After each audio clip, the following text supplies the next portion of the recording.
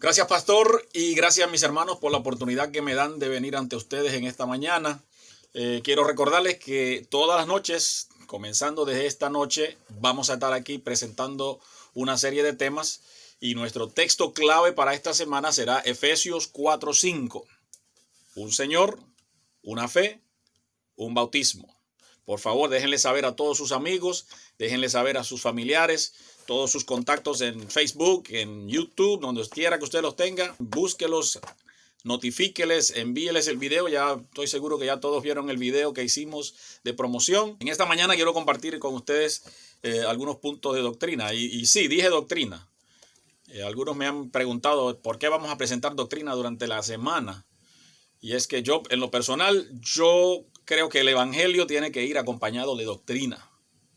Porque si no va acompañado de doctrina, entonces es solo un ejercicio para hacerte sentir bien. Pero no te lleva a ningún camino, no te muestra dónde tienes que ir, no te muestra lo que tienes que hacer, no te muestra lo que Dios espera de ti. Pero cuando incluimos la doctrina con la predicación del evangelio, entonces podemos comprender que sí, es verdad que mi salvación es solo por Cristo, es verdad que mi salvación no depende de obras, pero como cristiano tengo ciertos deberes, tengo ciertas responsabilidades y tengo que presentarme ante Dios de una forma diferente a la que yo me presentaría por ejemplo, en un trabajo. Yo quiero compartir con ustedes algunas cosas. En esta mañana específicamente quiero hablar de la iglesia. ¿Por qué estamos aquí? ¿Cuál es el propósito de la iglesia? ¿Somos nosotros la iglesia que Jesús está esperando? ¿Somos parte de ese grupo que Jesús va a salvar? ¿Será que Él va a salvar a todas las religiones? En el internet a veces veo muchos videos de personas que predican y precisamente hablan de eso. ¿Qué es lo que viene buscando Jesús? ¿Cuál es su iglesia? Así que quiero compartir con ustedes un poquito. Recuerdo en un tiempo pasado escuchar a mi hermana María contar una experiencia que ella tuvo. Y María, mi hermana carnal, mi hermana madre, hija de mi madre y de mi padre. Mi hermana María contó una experiencia cuando ella estaba estudiando en la universidad. Y ella sintió la necesidad de buscar a Dios. Pero en las universidades, mis amados, ahí hay de todo. Igual que en este país, hay de todas religiones, hay de todos los grupos, de todas las sectas. Y ella se preguntaba, ¿cuál es el grupo con el que yo tengo que estudiar? ¿Cuál es el grupo que me va a llevar al estudio correcto de la Biblia? ¿Cuál es el grupo con el que yo puedo llegar a Dios? Y ella, en vez de comenzar a estudiar con todos los grupos, lo que hizo fue orar a Dios.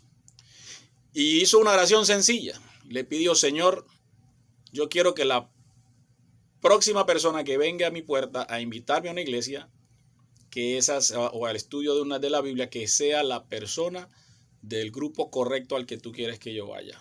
Y al otro día, alguien tocó su puerta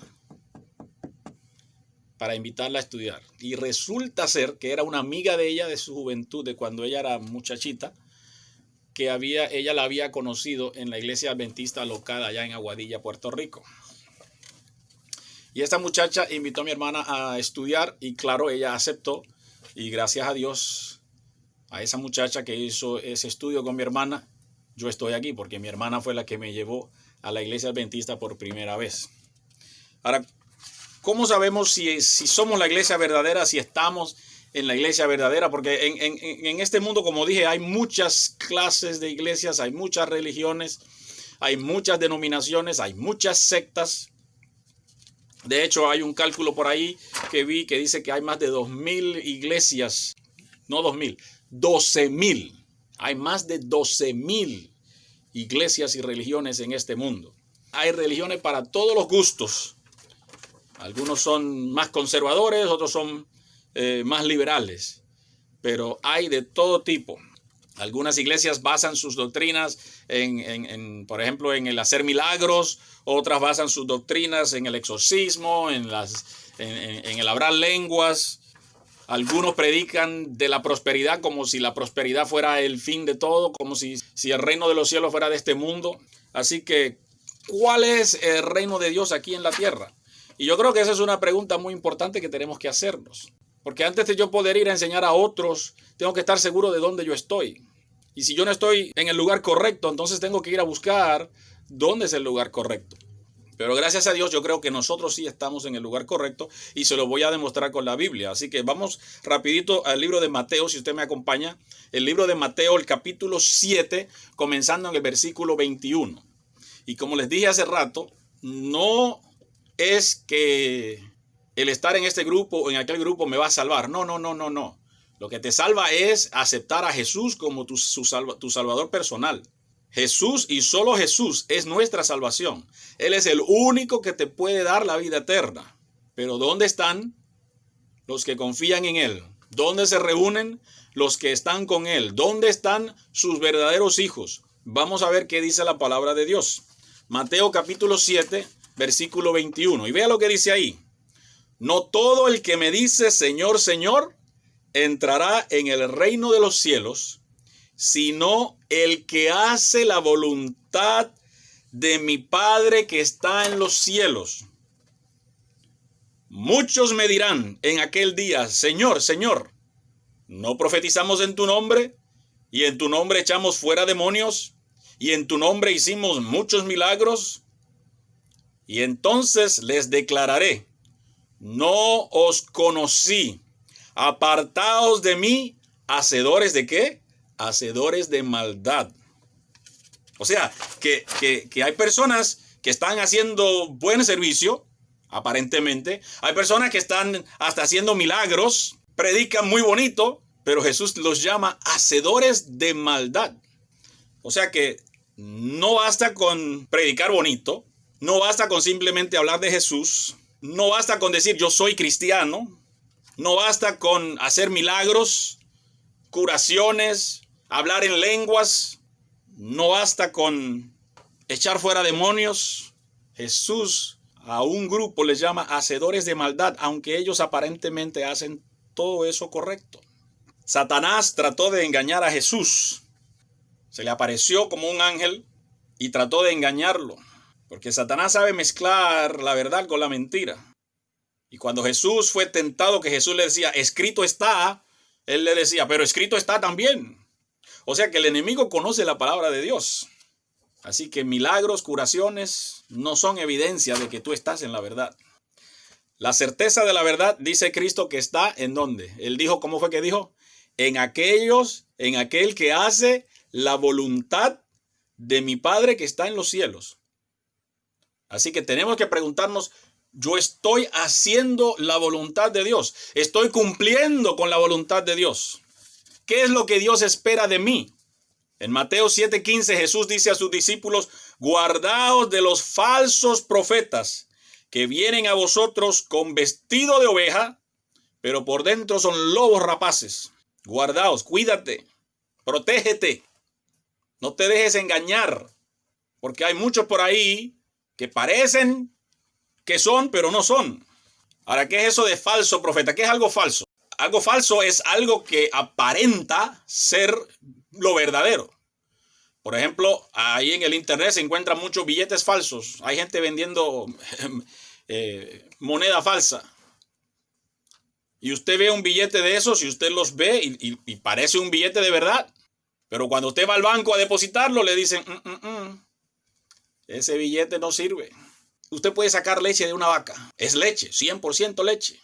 Usted la echa en un contenedor y usted saca una porción de esa leche, la pone en otro contenedor, le echa agua. Parece leche, sabe a leche, pero ya está adulterada. No es la misma cosa. La que salió de la vaca era leche, pero al usted echarle agua, ahora es leche adulterada. Tal vez en un tiempo fue leche, pero ya no lo es.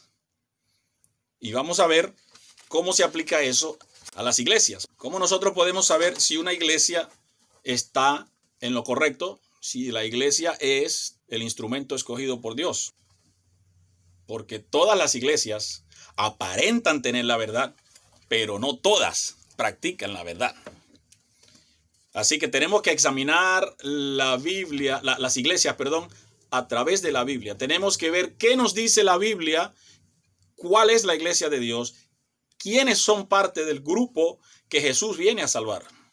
Si la doctrina de la iglesia no está conforme a la Biblia, lo siento, pero por mejor intención que tengan, por mejor que prediquen, por los milagros que hagan, si no están viviendo de acuerdo a lo que dice la palabra de Dios, no son parte de la Biblia. Y escúcheme bien, mi hermano.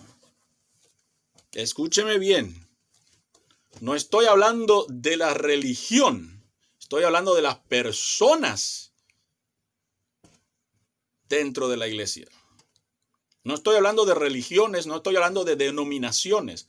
Porque usted puede estar en la iglesia verdadera, pero si usted no está viviendo de acuerdo a la palabra de Dios, de nada le sirvió. En los tiempos de Jesús había muchos judíos, pero no todos los judíos aceptaron a Jesús. Y yo lo siento por ello, pero no todos se van a salvar. El simple hecho de haber nacido judíos no les va a garantizar que se van a salvar. Así que vamos a ver qué nos dice la Biblia acerca de cuál es la iglesia de Dios. Y vamos al libro de los Hechos, el capítulo 4, el versículo 12. Dice, y en ningún otro hay salvación, porque no hay otro nombre bajo el cielo dado a los hombres en que podamos ser salvos. ¿Cuál es la primera señal de que una iglesia es la iglesia verdadera? Es una iglesia que predica la salvación a través de Cristo Jesús. Cristo Jesús y solo Cristo es el único medio por el cual el hombre puede alcanzar la salvación. No hay otro nombre, dice, no hay otro nombre bajo el cielo dado a los hombres en que podamos ser salvos. Cualquier iglesia que esté predicando que hay otro medio para salvarse, no es la iglesia de Dios. Y Efesios 2, 8 a 9 dice, porque por gracia sois salvos por medio de la fe.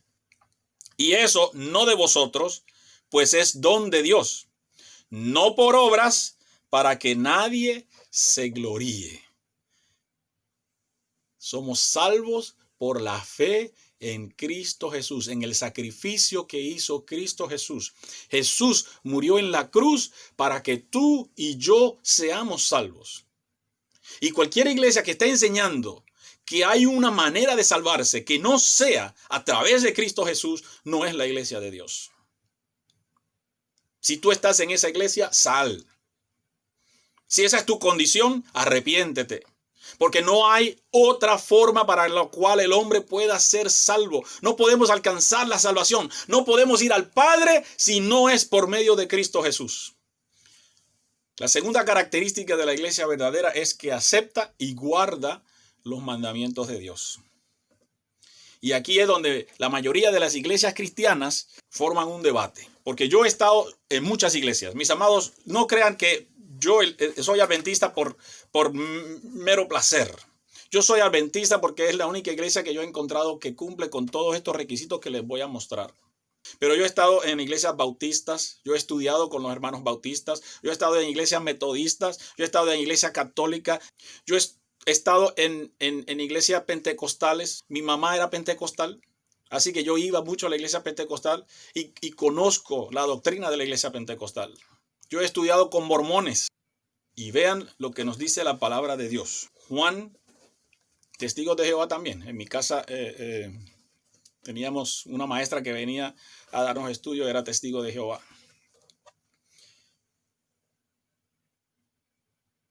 Primera de Juan 2, 3 y 4. Dice, y esto sabemos, que nosotros le conocemos si guardamos sus mandamientos.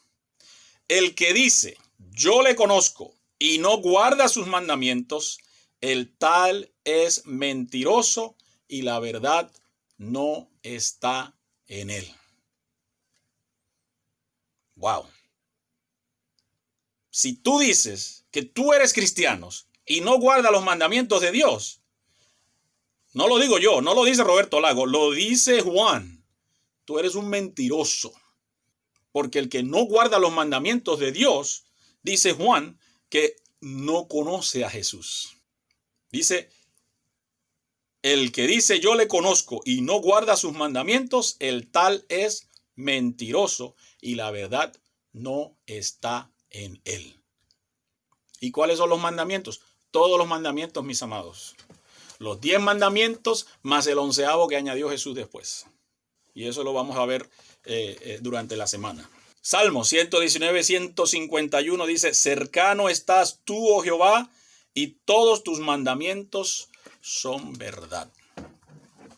Algunos creen que los mandamientos de Dios fueron clavados en la cruz con Jesús. Mis amados, quiero que sepa que no es así. Porque si la ley se hubiera podido cambiar, Jesús no hubiera tenido que ser clavado en la cruz. El hecho de que Jesús murió en la cruz nos deja saber que la ley de Dios no se puede abolir. Si Dios hubiera podido abolir la ley, ¿usted no cree que él lo hubiera hecho para su propio hijo? Isaías dice que la ley de Dios es eterna. Dentro de la ley de Dios, de los 10 mandamientos, hay un cuarto mandamiento que algunas iglesias lo han querido borrar. El cuarto mandamiento es muy sencillo, mis amados.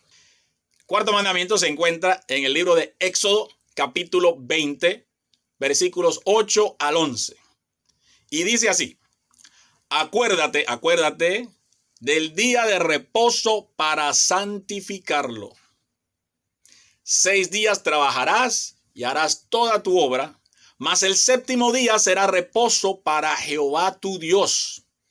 No hagas en él obra alguna, tú, ni tu hijo, ni tu hija, ni tu siervo, ni tu criada, ni tu bestia, ni tu extranjero que está dentro de tus puertas, porque en 6 días hizo Jehová los cielos y la tierra, el mar y todas las cosas que en ellos hay, y reposó en el 7º día. Por tanto Jehová bendijo el día de reposo y lo santificó. Wow. No en balde muchas iglesias quieren deshacerse de ese mandamiento. ¿Usted escuchó lo que dice ese mandamiento? Ese mandamiento primero, antes que nada, nos habla de que Dios es el creador del universo. Muestra a Dios como creador. Y como Él es el creador, Él se merece el culto. Dice que debemos guardar ese sábado para Él, para Dios, para dedicárselo a Dios, no para nuestros trabajos, no es para nosotros. Dios, el creador del universo, tiene una cita contigo. Escucha bien lo que te estoy diciendo. Dios, el creador del universo, tiene una cita contigo todos los sábados. ¿Alguna vez has tenido una cita con el presidente de tu país? ¿Tú crees que si Trump te invitara a ir a la Casa Blanca, tú irías? ¿O el presidente del país donde estés? Si te invitara tu presidente a venir a su casa, ¿tú irías? Pero mira la invitación que te hace Dios. Él, el creador del universo, viene a ti cada sábado. Es una cita que tú tienes con el creador del universo. No en balde muchos quieren deshacerse de ese mandamiento. Dice que ese día Él lo santificó. Tú sabes que Dios, cuando hizo la creación, Él no tenía que crear el 7º día. Pero Él lo hizo para beneficio tuyo y para beneficio mío. Él hizo un día extra para que nosotros pudiéramos estar ante su presencia cada semana. No que no estemos en la presencia de Dios todas las semanas. Sí, estamos en la presencia de Dios toda la semana porque el Espíritu Santo está donde quiera y en todas partes. Pero el sábado Dios lo dio especialmente para tener una relación íntima con nosotros. Para que nosotros aprendamos de Él. Para que nosotros compartamos con Él. Para Él hacerse manifiesto en nuestras vidas. Y a veces desperdiciamos el sábado como si fuera una cosa ligera. Y algunos en sus iglesias hasta han sacado ese mandamiento y lo han cambiado por otro. Pero el cuarto mandamiento es el único mandamiento que nos habla de Dios como creador del universo. Es el que demuestra la autoridad de Dios. Como Él es el creador del universo, Él puede hacer lo que Él quiera y Él es el único legislador de lo que es moral y lo que es inmoral. Dice Ezequiel 20:20. Y santificad mis días de reposo, y sean por señal entre mí y vosotros, para que sepáis que yo soy Jehová vuestro Dios. ¿Cuál es la señal entre Dios y su pueblo? El cuarto mandamiento, los días de reposo, el sábado. A algunos no les gusta escuchar esa palabra, uy, sábado. Pero mis amados, te lo tengo que decir, el único día que demuestra que tú eres un siervo del Dios viviente es el sábado. Y si tu iglesia no está guardando el sábado, si tu iglesia predica que el sábado está abolido, si tu iglesia predica que el sábado es de los judíos, se equivocan. Porque cuando se hizo la creación, no existían los judíos. El sábado se dio en la creación. Libro de Génesis. Desde la creación, Dios nos dio el sábado. Cuando Él terminó la creación, en el sexto día, Él pudo haber dicho ya, y el siguiente día pudo haber sido el primer día de la semana, pero no, Él hizo un séptimo día para tener un tiempo especial con la humanidad. Cada semana Él deja los asuntos del universo y se concentra solo en el planeta Tierra. Así que yo te insto, apenas vamos por la tercera característica de la iglesia, que te acuerdes del día sábado, porque ese es parte del pueblo de Dios. Esa es una parte integral de lo que significa ser el pueblo de Dios. ¿Qué de los muertos? Hay muchas iglesias por ahí enseñando diferentes y cuánta cosa se les ocurre acerca del estado de los muertos. Que si purgatorio, que si infierno, que si cielo. ¿Dónde están los muertos? En esta semana vamos a hablar más detalladamente de eso. Pero vean lo que dice la palabra de Dios. Eclesiastés 9, 5 y 6. Porque los que viven saben que han de morir, pero los muertos nada saben. También su amor y su odio y su envidia fenecieron ya. Los muertos no saben nada. Los muertos están en la tumba. Los muertos no comparten tu dolor. Los muertos no pueden hablarte. Tú no puedes hablar a los muertos. Y en esta semana vamos a hablar de eso. Vamos a dedicar un día solo para hablar de los muertos. Los muertos están muertos y ya se acabó. Se les fue su rencor, se les fue su amor, se les fue su odio. No existen. Juan 5, 28 y 29 dice, porque vendrá hora cuando todos los que están en los sepulcros oirán su voz, y los que hicieron lo bueno saldrán a resurrección de vida, mas los que hicieron lo malo a resurrección de condenación. O sea que hay una resurrección para los muertos, pero no es hoy. Los muertos que se mueren hoy no están en el cielo en la presencia de Dios o en el infierno quemándose, como dicen algunos por ahí. No, eso no es lo que enseña la Biblia. Y en esta semana vamos a hablar más detalladamente acerca de eso. Así que si tu iglesia te está enseñando, que los muertos están en un lugar, o que los muertos pueden oírte, o que tú puedes hablar con los muertos, ten cuidado porque esa no es la iglesia de Dios. Porque la iglesia de Dios reconoce la palabra de Dios y la palabra de Dios dice que los muertos no saben nada, que los muertos no tienen parte en el mundo de los vivos. Y eso lo vamos a ver en más detalle luego durante la semana. ¿Cuál es la quinta característica de la iglesia de Dios? La quinta característica de la iglesia de Dios es el bautismo. ¿Usted sabe lo que significa la palabra bautismo? Y aquí es donde yo no entiendo cómo la gente se puede confundir en algo tan sencillo como lo es el bautismo. La palabra bautismo viene del griego baptizo. Y la palabra baptizo significa sumergir. Sumergir, o sea, poner algo totalmente debajo del líquido. En el caso del bautismo, el agua. El bautismo es por inmersión. O sea, usted tiene que estar totalmente debajo del agua. Pero vean más. Vamos rapidito lo que dice aquí la palabra de Dios. Romanos 6, 3 al 4. ¿O no sabéis que todos los que hemos sido bautizados en Cristo Jesús hemos sido bautizados en su muerte? Porque somos sepultados juntamente con Él para muerte por el bautismo, a fin de que como Cristo resucitó de los muertos por la gloria del Padre, así también nosotros andemos en vida nueva. El bautismo no es una mera ceremonia. El bautismo no es un fin. El bautismo es un comienzo. Porque cuando somos bautizados es cuando comenzamos a caminar con Cristo. Pero el bautismo tiene que ser por inmersión. Y en esta semana vamos a dedicar un día a hablar solamente del bautismo.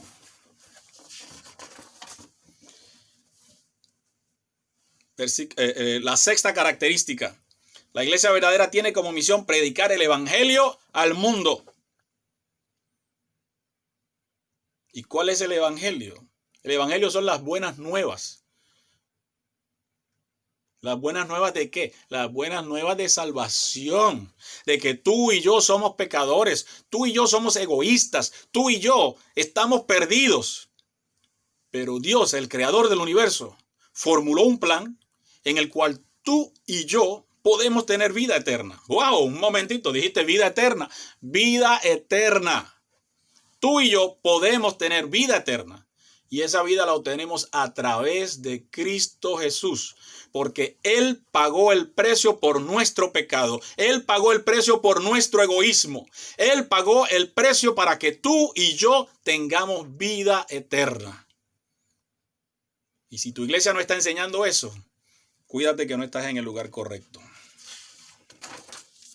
Apocalipsis 14, 6 y 7 dice: vi volar por en medio del cielo a otro ángel, y la palabra ángel en la Biblia significa mensajero, que tenía el evangelio eterno para predicarlo a los moradores de la tierra. ¿Cuál es el evangelio eterno? Lo que te acabo de decir. Tú y yo somos pecadores, nos separamos de Dios, pero Dios creó un plan para que tengamos vida eterna.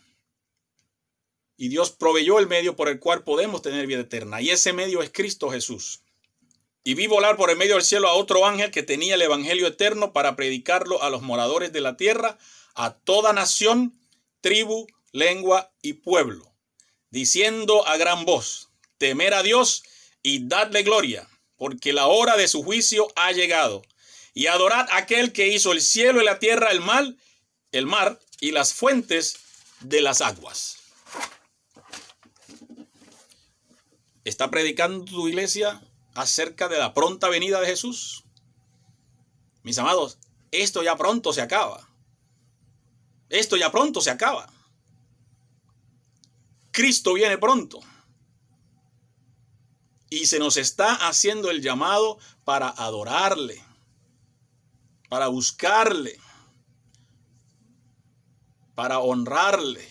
Recuerden que el mensaje del tercer ángel dice que debemos adorar a Dios, al creador del universo. Seguimos porque el tiempo corre.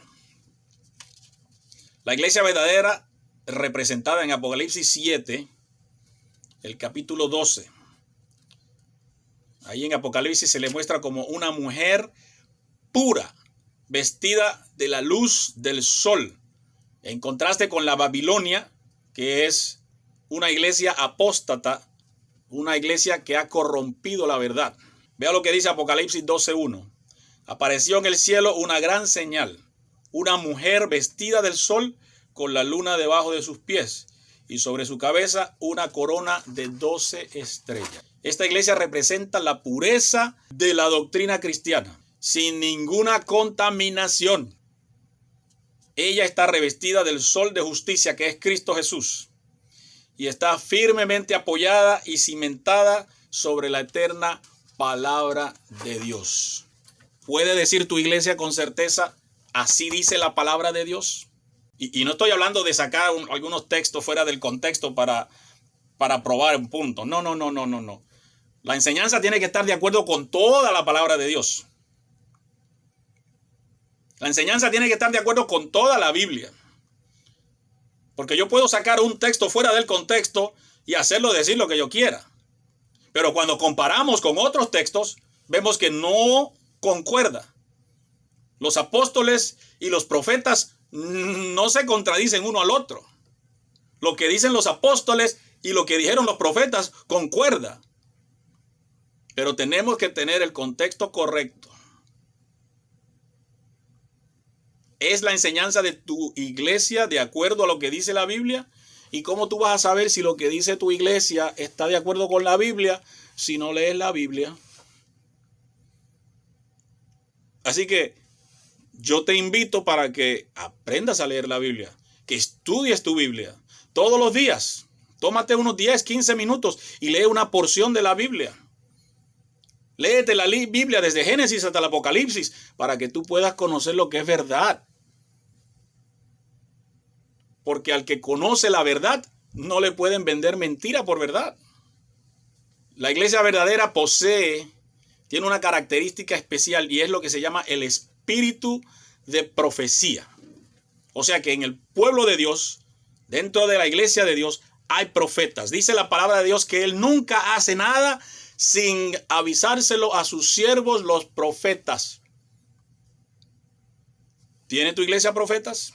¿Ha tenido tu iglesia profeta? ¿Hay profecía en tu iglesia? Vea lo que dice Apocalipsis 12:17. Entonces, el dragón, ¿quién es el dragón? En la Biblia sabemos que el dragón representa a Satanás, el enemigo de las almas. Entonces el dragón se llenó de ira contra la mujer, o sea, la iglesia, y se fue a hacer guerra contra el resto de la descendencia de ella. ¿Quiénes son la descendencia de la iglesia? Escuche bien, los que guardan los mandamientos de Dios y tienen el testimonio de Jesucristo. O sea que el enemigo le está haciendo la guerra a la iglesia, pero escucha bien lo que dice, es el resto de la descendencia de ella. O sea que dice, en otras versiones dice el remanente, el grupo pequeño, lo que sobró, lo que quedó de la iglesia, lo que quedó puro de aquella iglesia que se volvió apóstata. Dice, y esos son los que guardan los mandamientos de Dios. No en balde quieren quitar el cuarto mandamiento y el segundo mandamiento, porque el que está haciendo la guerra dice ahí que es el dragón. Y eso en esta semana lo vamos a discutir más en detalle. Y el versículo 19 nos dice ahí, porque ahí decía, y tienen el testimonio de Jesús. Pero en el capítulo 19, versículo 10 dice, porque el testimonio de Jesús es el espíritu de profecía. Así que la iglesia también tiene el don de profecía. Y en un tema más tarde vamos a hablar más en detalle acerca de eso. ¿Cuál es la otra característica de la iglesia? ¿Y cuál es la iglesia que insiste en guardar los mandamientos y tiene el don de profecía? Yo sé que la iglesia adventista del séptimo día se le conoce porque insiste que los mandamientos de Dios están vigentes. Yo sé que la iglesia adventista del séptimo día reconoce el don de profecía, porque se ha manifestado en la iglesia en el pasado y todavía se sigue manifestando en nuestros días. La última característica otra característica de la iglesia es una iglesia que surgió al tiempo correcto. Y eso tiene que estar de acuerdo con Daniel 8:14. Y esto lo vamos a ver más adelante. Pero es una iglesia que surgió cuando comenzó el juicio investigador. Y más tarde, cuando hablemos del juicio investigador, vamos a ver qué iglesia fue la que surgió en el momento que se comenzó el juicio investigador. Vamos a la última característica porque yo creo que ya se me acabó el tiempo y tenemos que avanzar. Juan 13, 4, 5 al 14. O 5 y 14. Juan 13, 4, 5 y 14. Jesús dejó una práctica que la iglesia verdadera practica aún hasta nuestros días. Vean lo que dice la palabra de Dios. Se levantó de la cena y se quitó su manto, y tomando una toalla se la ciñó. Luego puso agua en un lebrillo y comenzó a lavar los pies de los discípulos y a enjuagarlos con la toalla con que estaba ceñido.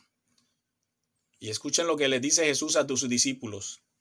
Pues si yo, el Señor y Maestro, he lavado vuestros pies, vosotros también debéis lavaros los pies los unos a los otros. La iglesia de Cristo practica lo que Cristo enseñó. Y Jesús nos enseñó a lavarnos los pies los unos a los otros. Y esto no es solo en el sentido figurado. Sí, hay una ceremonia del lavamiento de pies, pero no está hablando del simple hecho de lavarse los pies. Está hablando el hecho de servirse los unos a los otros. La iglesia de Cristo es una iglesia que sirve a sus hermanos. Es una iglesia que se preocupa por las necesidades de sus hermanos. Así que yo les invito para que esta semana no se pierdan ni un solo tema de esta campaña. Va a estar interesante. Vamos a hablar de muchos temas que, como dije en el anuncio, para algunos son causa de confusión, pero vamos a ver que no tiene que ser así. No tiene que ser una cosa confusa. Pero lo más importante que tenemos que predicar esta semana y enseñar es que Cristo viene pronto, mis amados. Y como Cristo viene pronto, tenemos que estar listos. Tenemos que prepararnos para la venida del Señor. ¿Y cómo nos vamos a preparar para la venida del Señor? Estudiando la palabra de Dios, conociendo cuál es la voluntad de Dios para nuestras vidas, viviendo vidas que traigan honor al nombre de Dios, viviendo de acuerdo a la palabra de Dios, haciendo la voluntad de Dios. Porque Jesús viene a buscar una iglesia. Él no viene a buscar una denominación, Él no viene a buscar una religión. Él viene a buscar una iglesia. Y esa iglesia, dijo Jesús, que son aquellos que hacen la voluntad de su Padre. Que Dios les bendiga y espero que me acompañen durante toda esta semana para conocer cuál es la voluntad de Dios para sus vidas, para mi vida. Oramos. Amantísimo Dios y Padre, gracias te damos en esta mañana, Señor. El tiempo fue breve, pero esperamos que tú añadas lo que faltó. Te rogamos, oh Dios, que en esta semana tú nos uses a nosotros como iglesia para que otros puedan llegar al conocimiento de tu verdad. Para que aquellos que están en el error puedan salir y venir a la luz admirable que es Cristo. Ayúdanos, oh Dios, para predicar a Cristo en esta semana, para predicar de tu salvación, para predicar de tu amor, para predicar de la esperanza que tenemos en Cristo Jesús. Pero también, Señor, ayúdanos a predicar de aquellos temas que a veces son un poco confusos para las personas, que podamos aclarar las mentes que tal vez estén cuestionando qué es lo que está pasando alrededor de ellos. Que podamos bendecir, Señor, a aquellos que necesitan tu bendición. Que podamos ser tus manos, que podamos ser tus pies, que podamos ser tus labios, para que otros conozcan acerca de tu amor.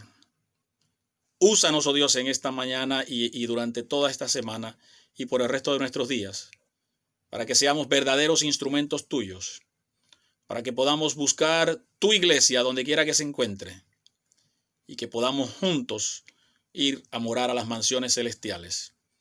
Eso te lo rogamos, Señor, en el nombre y por los méritos de Cristo Jesús. Amén. Amén. Gracias, mi hermano. Que Dios les bendiga a todos. Tengan un feliz sábado.